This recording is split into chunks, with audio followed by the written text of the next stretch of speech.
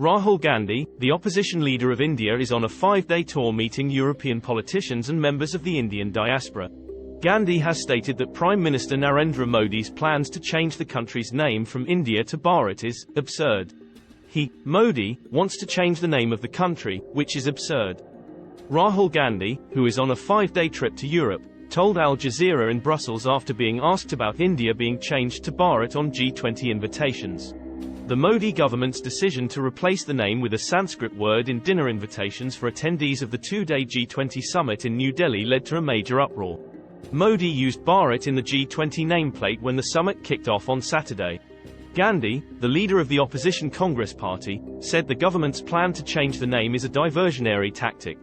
It's interesting that every time we raise the issue of Mr. Gautam Adani and chronic capitalism, the Prime Minister comes out with some dramatic new diversion tactic, the 53-year-old leader said.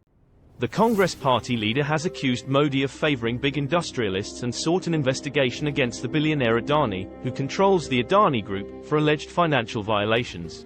The Congress leader told Al Jazeera that the government has panicked after more than 24 parties joined hands in July to fight the general election slated to be held next year on a common platform named India, an acronym for Indian National Developmental Inclusive Alliance. This name of the opposition alliance is a fantastic idea, because it represents exactly who we are. We consider ourselves to be the voice of India, Gandhi told Al Jazeera. While a strident critic of Modi, Gandhi rejected the narrative that by meeting with Modi, Western leaders were giving Hindu nationalism a free pass.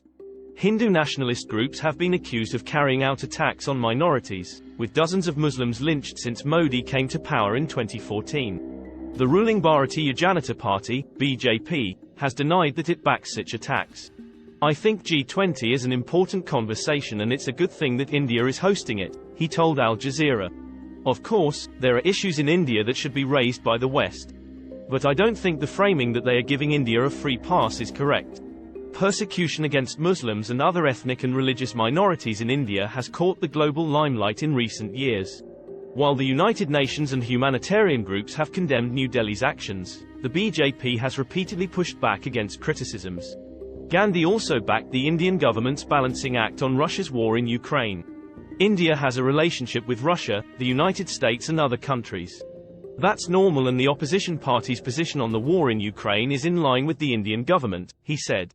Gandhi highlighted that conversations about democracy in India were discussed when pressed by journalists about the ongoing ethnic tensions in the northeastern state of Manipur. Critics have accused the Modi government of human rights violations and democratic backsliding. The Congress leader has criticized Modi for dividing the officially secular country of 1.5 billion on religious lines. Last year, he launched the countrywide Bharat Jodo Yatra, or India's Unity March, to try to bring people together.